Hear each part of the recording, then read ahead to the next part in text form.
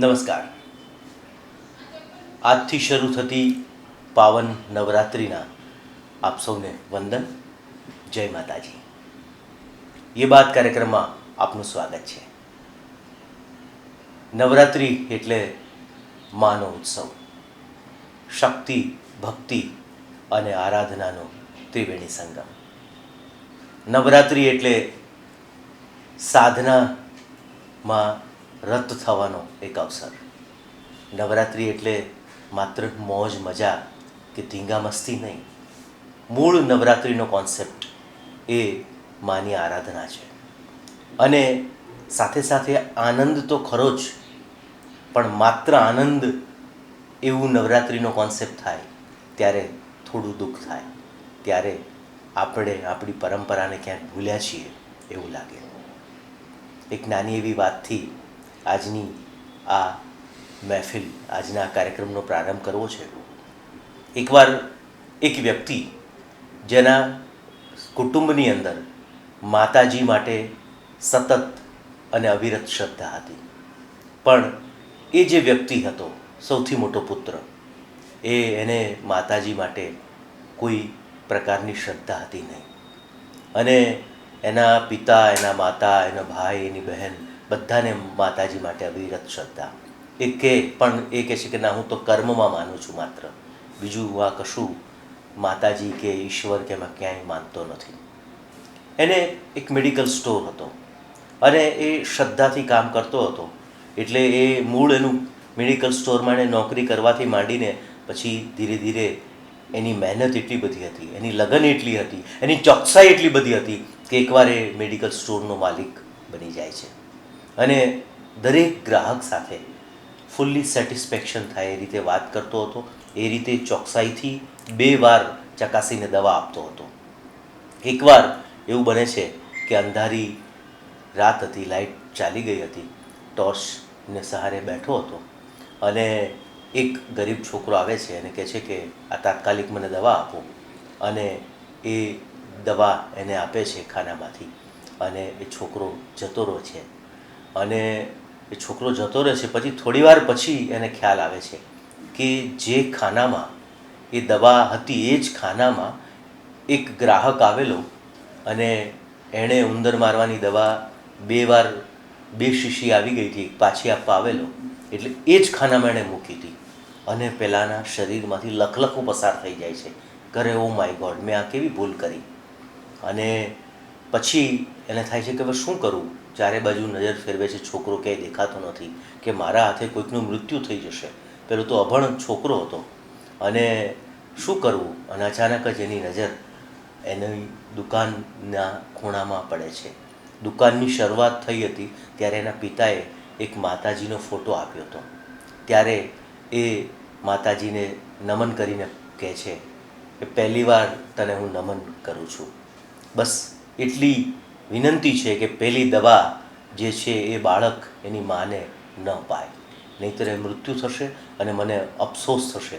હું મારા કામમાં એકદમ એક્યુરેટ છું, બસ આટલું કરી દે ભગવાન, બસ આટલી જ વિનંતી છે તમને, આટલું કરો.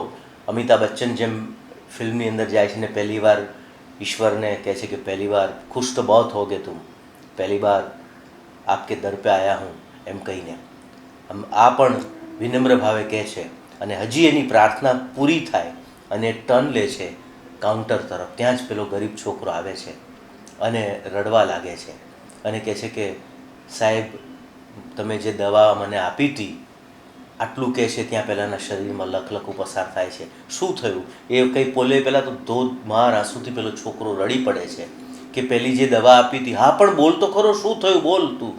તો કે તમે જે પેલી દવા આપી હતી, હું થોડો આગળ ગયો તો મારા હાથમાંથી એ લપસી પડીને ફૂટી ગઈ. બીજી દવા આપો, હું પૈસા તમને તરત આપી જઈશ, મારી મા માંદી છે. અરે કે બેટા, પૈસા નથી જોઈતા.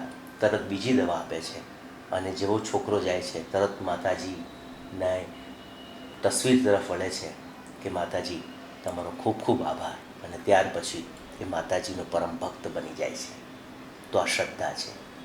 એવું કહેવાય છે કે માનું કદી ઋણ ભૂલી ન શકાય.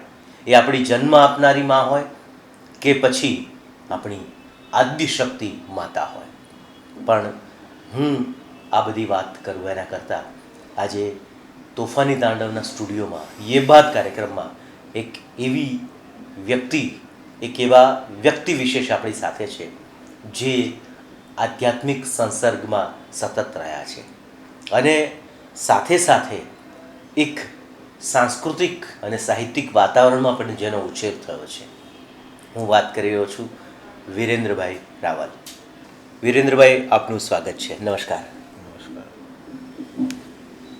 વિરેન્દ્ર રાવલ ગુજરાતી ભાષાના સુપ્રસિદ્ધ ગઝલકાર મનહર દિલદારના સુપુત્ર, પણ એ એના પિતાની ઓળખ છે. પણ એ ઓળખનો ફાયદો એ થયો કે બાળપણથી જ સાહિત્યિક વાતાવરણ એમને મળ્યું અને શબ્દ પ્રત્યેની એમની પ્રીતિ વધી. પોતે મૂળ શિક્ષક, સંસ્કૃત અને ગુજરાતી સાહિત્ય વર્ષો સુધી ભણાવ્યું છે, એટલે એ રીતે પણ સતત સાહિત્યનો સંસર્ગ કર્યો છે. લેખક પણ ખરા. શિવ વિશેના, હનુમાનજી વિશેના અને બીજા ઘણા આધ્યાત્મિક પુસ્તકો એમણે લખ્યા છે, એમણે સર્જ્યા છે. એટલે એ રીતે પણ એ સાહિત્ય સાથે જોડાયા છે. અને અત્યારે પૂર્ણકાલીન હનુમાનજીનું ખૂબ જાણીતું મંદિર જે પાલડી મુકામે આવેલું છે, એમના મહંત તરીકે, પૂજારી તરીકે તો કાર્યરત છે, પણ કથાકાર તરીકે, એક વક્તા તરીકે પણ ખૂબ જાણીતા છે અને પ્રસંગોચિત એ વક્તવ્ય આપતા રહ્યા છે. આજે આપણી સાથે આ નવરાત્રિનો શુભ પ્રારંભ થઈ રહ્યો છે, ત્યારે નવરાત્રિના સંદર્ભે કેટલીક વાતો કરવાના છે.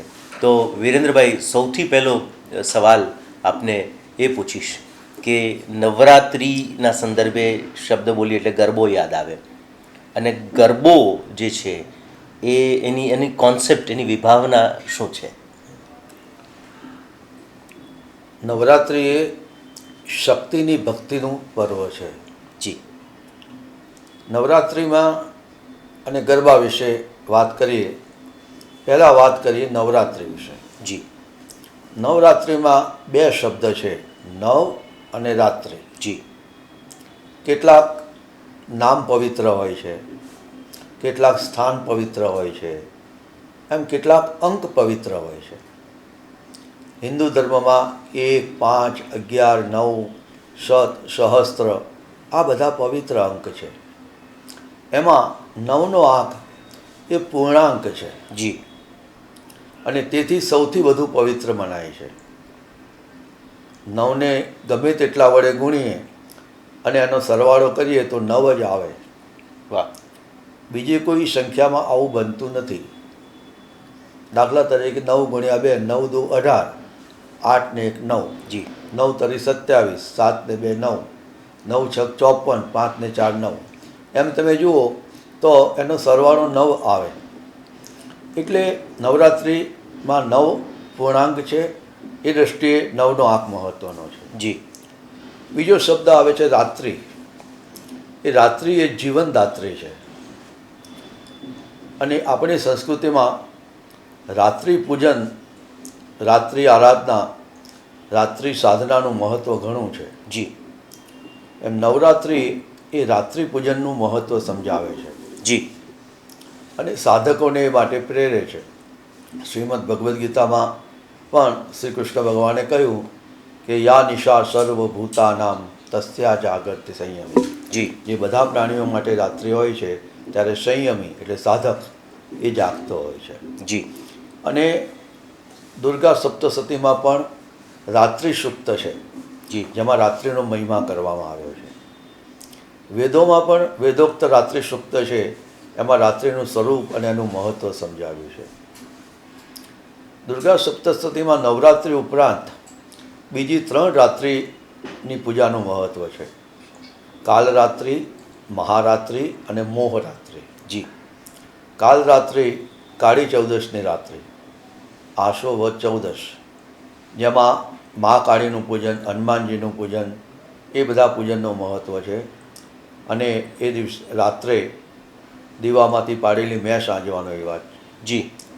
મહારાત્રિ, મહાશિવરાત્રિ, મહાવદ તેરસ કે 14, એમાં 4 પ્રહરની શિવ પૂજાનું મહત્ત્વ છે. જી. અને મોહરાત્રિ આસો સુદ આઠમ દુર્ગાષ્ટમી, એ દિવસે મહિષાસુરનો નાશ કર્યો અને એનો મહિષાસુર એટલે મોહ, જી એટલે એને મોહરાત્રિ કહી છે. અને એ રાત્રિએ માતાજીનું પૂજનનું મહત્ત્વ કહેવામાં આવ્યું છે. જી બીજો શબ્દ આવે ગરબો. જી નવરાત્રિના ગરબો આજે તો એકબીજાના અભિન્ન અંગો બની ગયા છે. જી એ વિશે વિશેષ વાત કરીએ પહેલાં હાલ માત્ર ગરબા શબ્દની વાત કરીએ જી તો મૂળ સંસ્કૃત શબ્દ ગર્ભદીપ, એની ઉપરથી ગરબો શબ્દ બન્યો, જી જેની અંદર દીવો મૂકેલો છે તે માટીનો ઘડો. જી માટીનો એક નાનકડો ઘડો હોય, એમાં ચારે બાજુ છિદ્રો પૂર્યા હોય અને એમાં દીવો મૂકે તો ચારે બાજુ એનો પ્રકાશ રેલાય અને એને મસ્તક ઉપર મૂકી અને ભારતીય નારી ઘૂમતી હોય ત્યારે જાણે સાક્ષાત જગદંબા રમણે ચડ્યા હોય એવું લાગે. જી એ ગર્ભદીપનું અપભ્રંશ ગરબો બન્યું. જી અને ગરબો એ ગુજરાતની આગવી વિશેષતા અને દેન છે. જી એની શરૂઆત ગુજરાતથી જ થઈ. અને બીજી મહત્ત્વની વાત એ છે કે એને પ્રતિકાત્મક રીતે આપણે લઈએ જી તો આપણું જેમ ગરબાનો માટીનો બનેલો ઘડો હોય છે, આપણું શરીર માટીનું બનેલું છે. તો માટીના બનેલા શરીરમાં જે દીવો છે આત્મા, એને કારણે આ શરીર પ્રકાશે છે. જી એટલે કે જેમ માટીના ઘડામાં પ્રકાશ ફેલાવે છે દીવો, એમ આપણા શરીરરૂપી ઘડાની અંદર પણ આત્માનો પ્રકાશ છે, માટે શરીર પ્રકાશે છે. જી અને એમાં આપણે ચારે બાજુ પ્રકાશ ફેલાવવાનો છે. આ વાત પણ ગર્ભિત રીતે આમાં રહેલી છે. જી વિરેન્દ્રભાઈ, આપે બહુ જ સરસ વાત કરી. ગરબાના જે મૂળ અર્થ આપે કહી રહ્યા, જે ઓછા લોકો અત્યારે જાણતા હશે. ગરબો, નવરાત્રિ એ વિશ્વનો સૌથી લાંબો નૃત્યોત્સવ છે. માત્ર આપણે આટલું જ જાણીએ છીએ, જાહેરાતની આ ટેગલાઇન ગુજરાત સરકારની આપણે વાંચીએ છીએ, પણ એ એના અર્થમાં, એના અર્થ ગર્ભમાં કયા વિશેષો સમાયેલા છે એ આપે સરસ રીતે ખોલી આપ્યા. વિરેન્દ્રભાઈ, બીજો સવાલ આપને એ પૂછીશ કે આસો માસની જે નવરાત્રિ છે એનું મૂલ્ય શું છે? અને સાથે સાથે એક બીજો સવાલ પણ આપને પૂછવા માગીશ કે અન્ય કોઈ બીજી જે નવરાત્રિ છે એનું પણ મૂલ્ય શું છે? તમારા બીજા પ્રશ્નનો જવાબ હું પહેલાં આપીશ. જી પહેલા પ્રશ્નનો જવાબ પછી આપીશ. જી આપણે ત્યાં આસો માસની નવરાત્રિ સવિશેષ લોકપ્રિય અને જાણીતી છે. જી પણ આપણા શાસ્ત્રોમાં અને પંચાંગમાં 4 નવરાત્રિ વર્ષમાં આવે છે. જી મહા મહિનામાં, ચૈત્ર મહિનામાં, અષાઢ મહિનામાં અને આસો મહિનામાં. જી એમાં ચૈત્રી નવરાત્રિ એ વાસંતી નવરાત્રિ કહેવાય છે અને સાધકો માટે એનું ઘણું બધું મૂલ્ય અને મહત્ત્વ છે. જી મહા અને અષાઢની નવરાત્રિ ગુપ્ત નવરાત્રિ છે. જી એમાં જે સિદ્ધો અને સાધકો શક્તિ પૂજામાં જે ખૂબ આગળ વધી ગયા હોય, ઊંડા ઉતરી ગયા હોય, એમના માટેની નવરાત્રિ છે. જી બીજું, પોષ મહિનામાં એક શાકંભરી નવરાત્રિ આવે છે માતાજીની. જી આ ઉપરાંત આપણા પંચાંગની અંદર જે ઉલ્લેખો છે એ મુજબ માક્ષર સુદ સાતમથી પૂનમ સુધી દત્ત નવરાત્રિ આવે છે. જી શ્રાવણ મહિનામાં શ્રાવણ વદ પડવેથી નોમ સુધી કૃષ્ણ નવરાત્રિ આવે છે. જી અને ભાદરવા મહિનામાં, જેને આપણે સાદી ભાષામાં રામદેવ પીરના નોરતા, એ નવરાત્રિ આવે છે. જી એટલે પરંતુ આ બધામાં સૌથી વધુ લોકપ્રિય, સૌથી વધુ પ્રચલિત અને સૌથી વધુ ઉજવાતી નવરાત્રિ એ આસો મહિનાની નવરાત્રિ છે. જી કારણ કે એ શરદ ઋતુમાં આવે છે, જી માટે એને શારદીય નવરાત્રિ કહે છે. જી પ્રકૃતિમાં થતા પરિવર્તન પ્રમાણે આપણે ત્યાં 6 ઋતુ છે. જી કારતક માક્ષર હેમંત, પૌષ મહા શિશિર, ફાગણ ચૈત્ર વસંત, વૈશાખ જેઠ ગ્રીષ્મ, અષાઢ શ્રાવણ વર્ષા અને ભાદરવો આસો એ શરદ ઋતુ. જી શરદ ઋતુનું મહત્ત્વ એ છે કે વર્ષા ઋતુ પૂરી થઈ ગઈ હોય છે, આકાશ નિરભ્ર હોય છે, સ્વચ્છ હોય છે, શાંત હોય છે, ચાંદનીનો પ્રકાશ વરસતો હોય છે. એટલા માટે શારદીય નવરાત્રિનું વિશેષ મહત્ત્વ આપણે ત્યાં છે. જી. અને એટલા માટે જ આપણે શુભાશીર્વાદમાં પણ કહે છે શતમ જીવ શરદ, વાહ. તમે 100 શરદો જીવો. વાહ. એ રીતે આ મહિનાનું મહત્ત્વ વિશેષ છે. જી. વાહ. તો આ બધી વિવિધ નવરાત્રિ ના મૂલ્યની વાત કરી આપણે. તો માત્ર એક જ નવરાત્રિ આપણને ખબર હોય છે ને બસ એની સાથે આપણે જોડાયેલા છીએ. તો આપણી આ પુણ્ય પવિત્ર પરંપરા અને એની યાત્રા અને એના જુદા જુદા વિશેષો છે.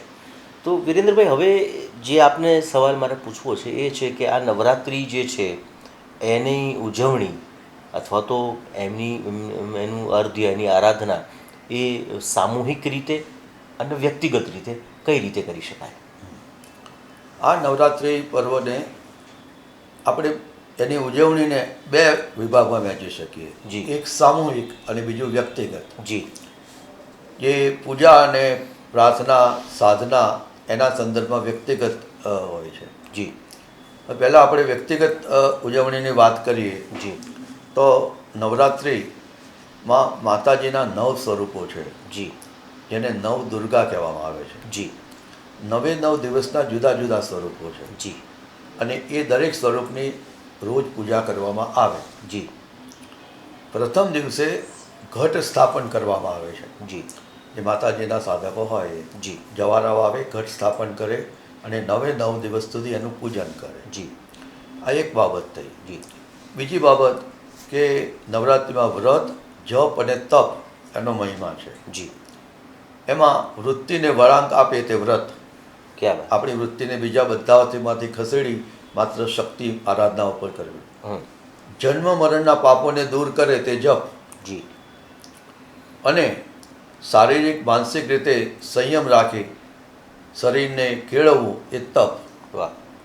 તો વ્રત, જપ અને તપ એ વ્યક્તિગત આરાધનાનું બહુ એક મહત્ત્વનું પર્વ છે. જી. તો આ આરાધના કઈ કઈ રીતે થઈ શકે? તો કેટલાક ભક્તો માતાજીના જપ કરતા હોય છે. જી. ગાયત્રી મંત્ર ઓમ ભૂર્ભુવઃ તત્સવિતુર્વરેણ્યમ ભર્ગો દેવસ્ય ધીમહિ ધિયો યો ન પ્રચોદયાત. અથવા નરવાણ મંત્ર ઓમ ઐં હ્રીં ક્લીં ચામુંડાય વિચ્ચે. જી. અથવા ઓમ ધૂમ દુર્ગાય નમઃ. જી. વગેરે. તો આવા મંત્રોના ચોક્કસ સંખ્યામાં જપ કરી અને સાધક પુણ્ય મેળવવા માટે પ્રયત્ન કરે છે. જી. અન્ય પદ્ધતિમાં દુર્ગા સપ્તસતી, જી. જેને આપણે સાદી ભાષામાં ચંડીપાઠ કહીએ. જી. તો રોજ ચંડીપાઠ કરવો અને એ રીતે 9 દિવસ ચંડીપાઠ કરે જી. અને માતાજીની સ્તુતિ કરે. જી. હવે જે સપ્તસતી ચંડીપાઠ છે એની એ જે કેટલીક મહત્ત્વની વિશેષતા છે એ પણ આ સાથે હું તમને કહું.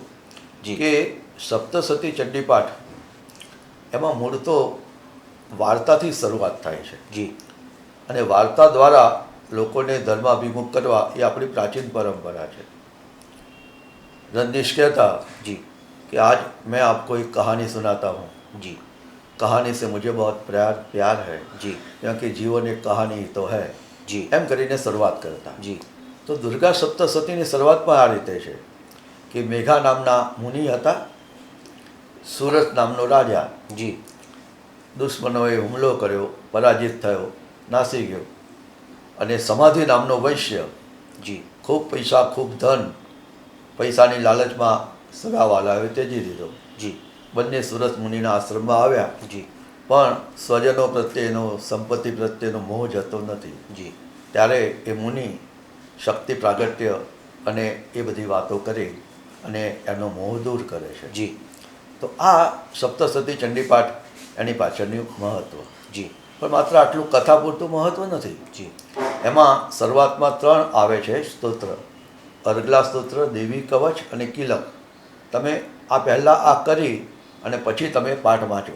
जी એના 13 અધ્યાય હોય છે અને 13 અધ્યાય પછી પ્રાકૃતિક રહસ્ય, વૈકૃતિક રહસ્ય અને મૂર્તિ રહસ્ય એ આવે છે. जी પણ એમાં સૌથી મહત્ત્વનું સિદ્ધ કુંજિકા સ્તોત્ર છે. जी એની વિશેષતા એ છે કે સિદ્ધ કુંજિકા સ્તોત્ર એમાં લખ્યું છે કે જો આ કરવાથી આખા ચંડીપાઠ કર્યાનું ફળ મળે છે. हाँ અને એ શિવ પાર્વતીને કહે છે અને એમાં બીજ મંત્રોનો બહુ સુંદર વિનિયોગ એમાં જોવા મળે છે. जी બીજું સપ્તશતી ચંડીપાઠની અંદર માતાજીની સ્તુતિ આવે છે. જી પહેલા અધ્યાયમાં રાત્રિ સૂક્ત, વિશ્વંભરી જગત્તાત્રીમ સ્થિતિ સંહાર કારિણીમ નિદ્રા ભગવતી વિષ્ણુ રતુલામ તેજસ પ્રભુ. ક્યાં વાત.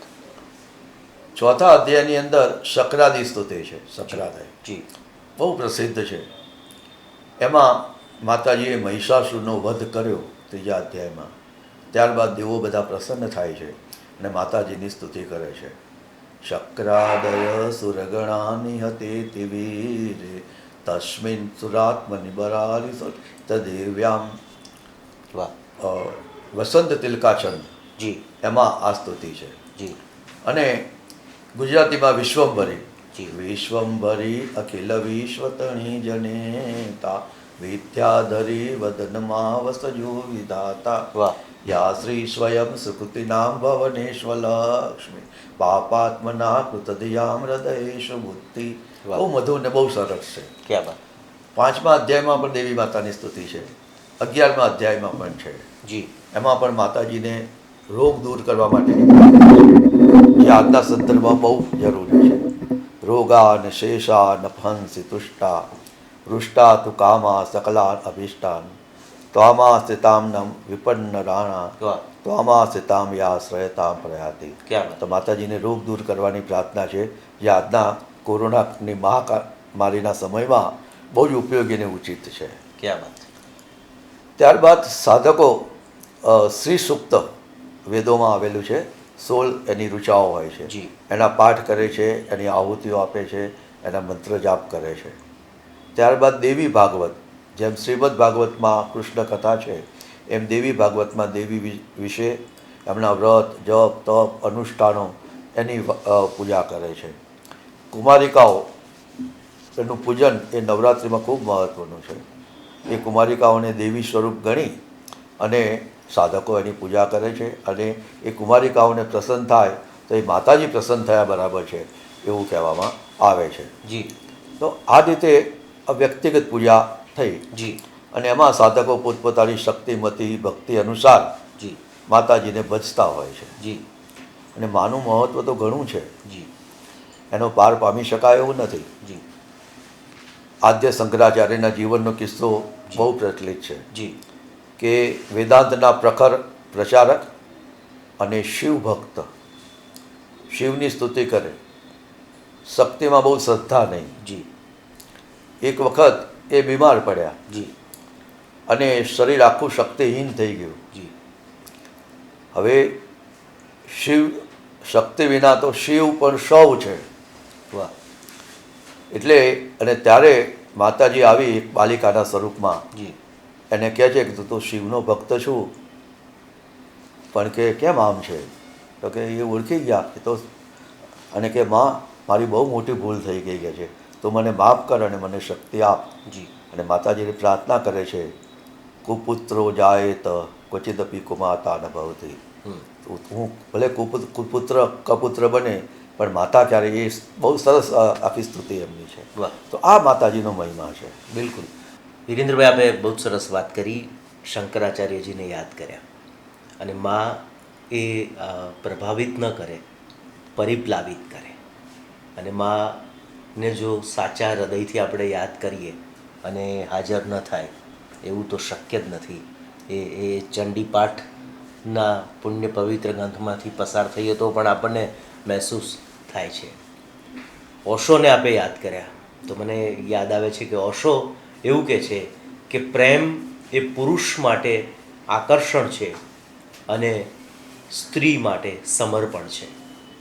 એ માત્ર સ્ત્રી યા ધરતી પરની સ્ત્રી હોય કે પછી સ્વર્ગની માતા હોય, સમર્પણ હંમેશા એનો નિયમ રહ્યો છે. આપણી ઘરની ગૃહિણી હોય એ સતત આપવું આપવું આપવું, બસ કશી અપેક્ષા વગર. અને આ જગતજનની માં હોય એ પણ આપણી પાસે કશી અપેક્ષા રાખતી નથી અને માત્ર આપણે એના બાળકો એ સતત પ્રસન્ન રહીએ એ માટે એની શુભ ભાવના હોય છે. તો નવરાત્રિના સંદર્ભે આપણે વાત અત્યારે ચાલી રહી છે. તો વિરેન્દ્રભાઈ, હવે તમને એવું પૂછવું છે કે આ નવરાત્રિની ઉજવણી આ જુદા જુદા શક્તિ પાઠો છે એમાં કઈ રીતે થાય છે? હા, તમારા સવાલનો જવાબ આપું કે મૂળ શક્તિપીઠ શબ્દ છે. જી. જ્યારે દક્ષના યજ્ઞમાં સતીએ પોતાનો દેહ ત્યાગ કર્યો, શિવજી ઉન્મત્ત બન્યા, સતીનું શવ ખભે લઈ એક એક અંગો જુદી જુદી જગ્યાએ પડ્યા. જી. અને 51 સ્થળે પડ્યા, તો 51 શક્તિપીઠ બન્યા. જી. એમાં ગુજરાતમાં આરાસુરી અંબાજી, જી, એનું શક્તિપીઠ બહુ પ્રસિદ્ધ છે. જી. અને એમાં અંબા શબ્દ આવે છે, એમાં બી અમ વત્તા બા. જી. એટલે કોઈકે બહુ સરસ કહ્યું છે કે અમ કહેતા આફત ટળે, અમ કહેતા આફત ટળે, બાથી બહુ સુખ થાય, અંબા આખું બોલતા ભવના દુઃખ કપાય. ક્યાં વાત.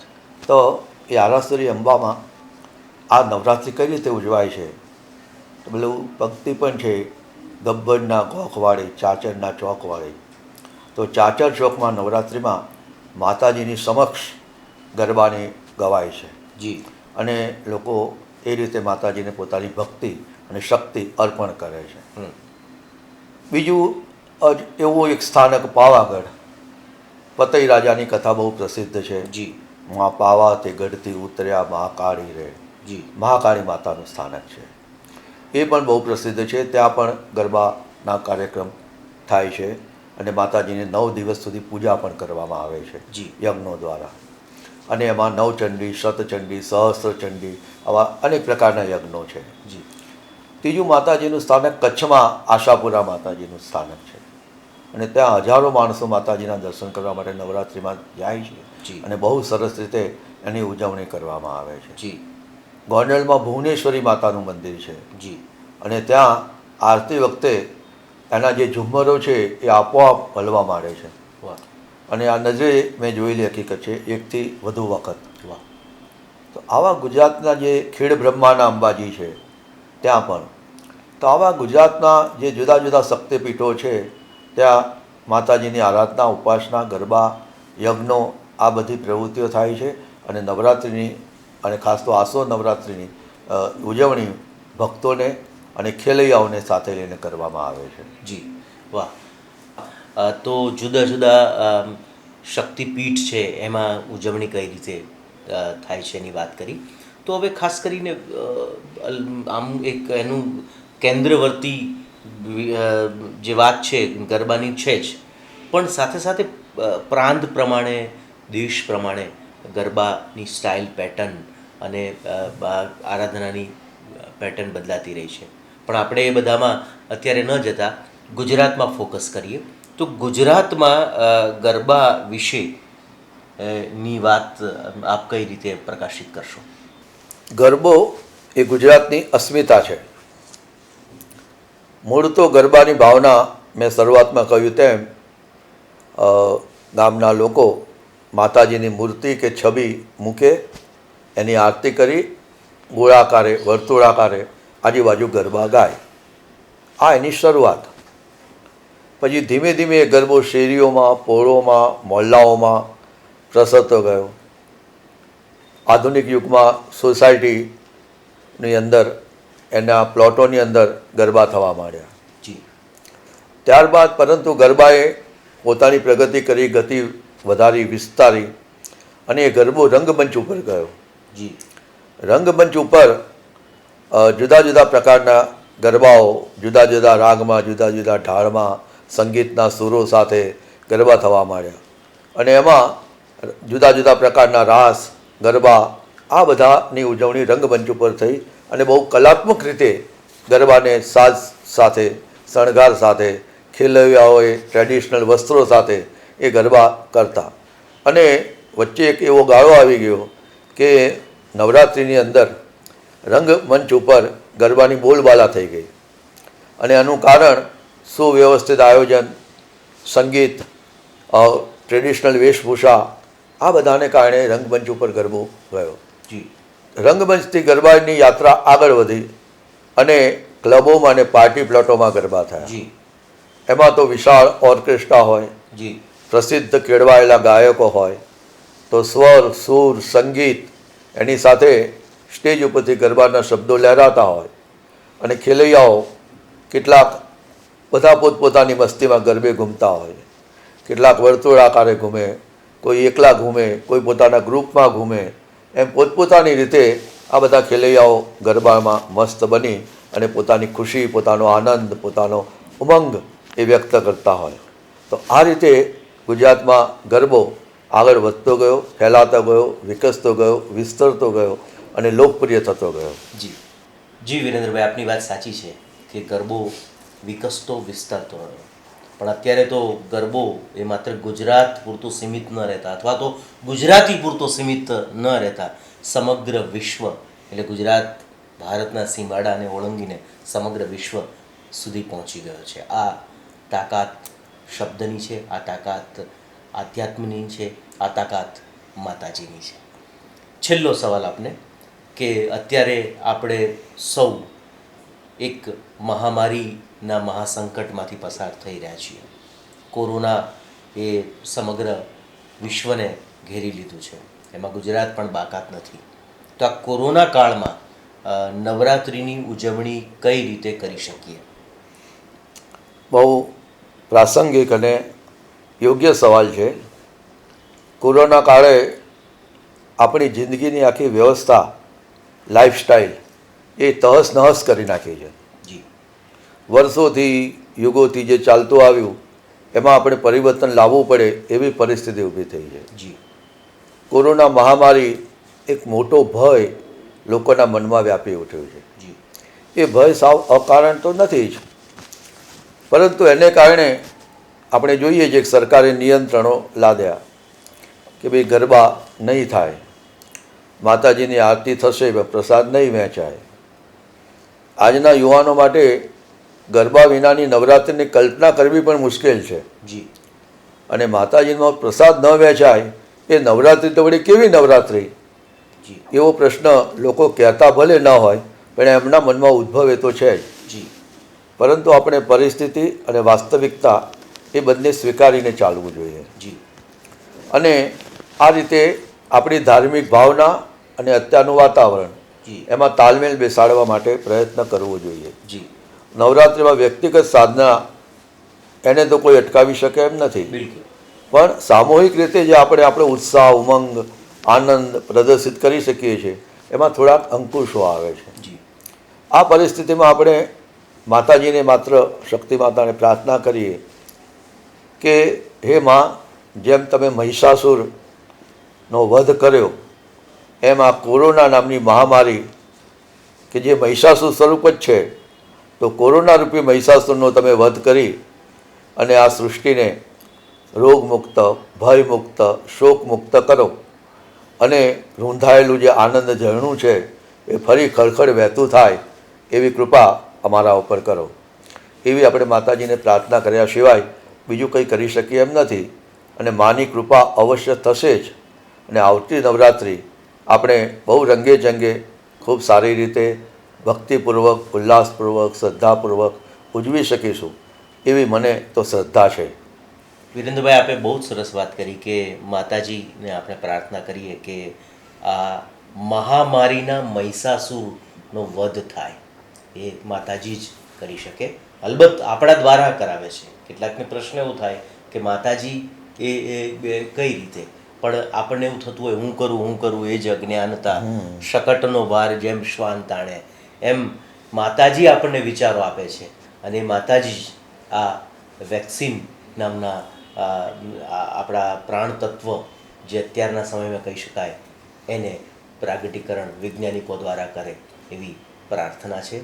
આપ સૌને પણ વિનંતી છે કે માતાજી પણ એવું ઈચ્છે છે કે આપ વ્યક્તિગત આરાધના ચોક્કસ કરો જ, એમાં તો કોઈ બાદ હોતો જ નથી, પણ આ જે સાંપ્રત પરિસ્થિતિ છે એને અનુસરીને આપણે જે કંઈ ગાઈડલાઈન હોય એને આપણે સૌ અનુસરીએ.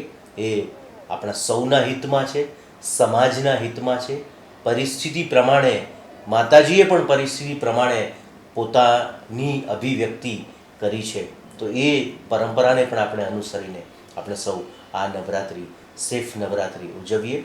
અને સવિશેષ એક વાત કદાચ માતાજીનો પણ એક સંકેત એ હશે કે આપણે જે કોલાહલોમાં, નિયોન લાઇટ્સમાં, ઓર્કેસ્ટ્રાના ધમધમાટમાં ક્યાંક ખોવાઈ ગયા છીએ, એમાં જે વ્યક્તિગત આરાધના ક્યાંક ખૂણામાં જતી રહી હતી. તો આ વખતે એક અવસર એ પણ છે કે આ નવરાત્રિ વ્યક્તિગત રીતે ઉજવીને તમારી જાત સાથે રહીને, તમારી જાત સાથે સંવાદિતા સાધીને, તમારા અંતરના અવાજને સાંભળીને આપણે ઉર્ધ્વ તરફ ગતિ કરીએ એવી આશા. વિરેન્દ્રભાઈ, આપે તોફાની તાંડવ સ્ટુડિયોમાં આવીને ખૂબ સરસ વાત કરી. આપનો ખૂબ ખૂબ આભાર. જય માતાજી. ખૂબ ખૂબ આભાર. અવનવી માહિતી મેળવવા અમારી ચેનલને સબસ્ક્રાઇબ કરો અને બાજુમાં આપેલ બેલ આઇકન પર ક્લિક કરો.